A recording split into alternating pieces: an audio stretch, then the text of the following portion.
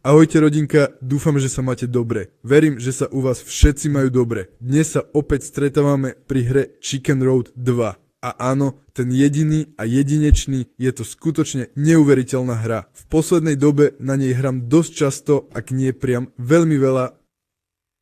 Budeme hovoriť o prefíkanej stratégii, jednoducho. Nebudeme sa snažiť hľadať neuveriteľné násobitele, nie, zostaneme pri jednoduchom, pri základnom a budeme mať stratégiu, ktorá sa zakladá na kognitívnych skresleniach.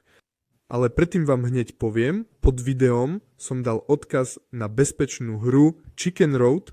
Nie je to žiadny podvod, kde si môžete užiť zábavu, pretože viem, že sú stránky, kde vyhráte peniaze a potom do čerta nemôžete si ich vybrať. Tu tá stránka, ktorú som vám dal, je celkom spoľahlivá. Takže poďme na to, začíname s hraním. Stratégiu, myslím, že ju už začínate chápať. Takže hop, druhá hra a vyberáme peniaze. Je to super jednoduché. Hráme iba na prvých dvoch políčkach a vždy vyberáme výhru.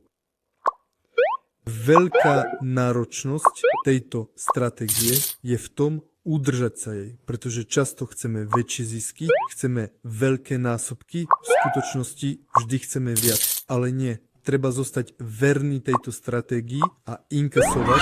O bože, hrozné. Zahráme si s 50 eurami. Poďme. Au!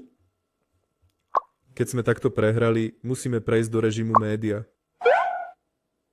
Poďme. Spoľahneme sa na stratégiu, nebudeme hľadať viac. Zotavíme sa, to nie je problém. Myšlienka je, že tvorcovia hry nás chcú prinútiť znova vsadiť náš vklad vždy. A tak, aby sme znova vsadili náš vklad, chcú nás prinútiť veriť, že vyhráme peniaze. Takže na prvých políčkach sú pre neho pravdepodobnosti super dobré.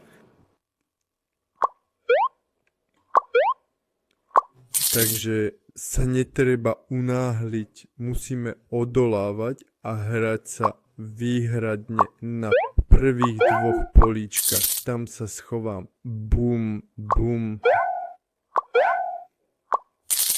Cashujem, priatelia. Vidíte, sú to multiplikátory, ktoré sú predsa len super zaujímavé. A to 23, OK, zaujímavé.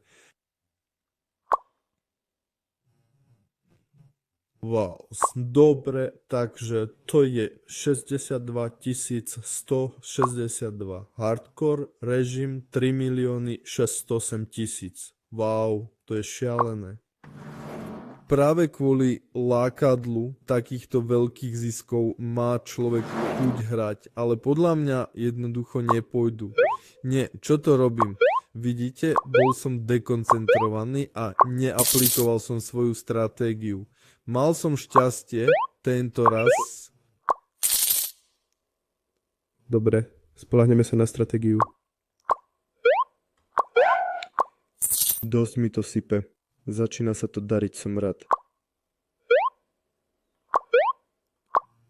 Dobre, dúfam, že ste to pochopili. Dúfam, že je vám to úplne jasné. Dobre, berieme, to je super. Poďme, zahráme si malú hru s o niečo dôležitejšou stávkou.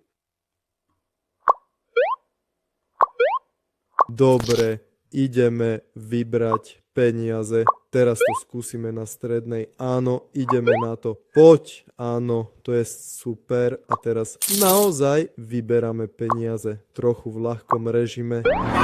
Jaj.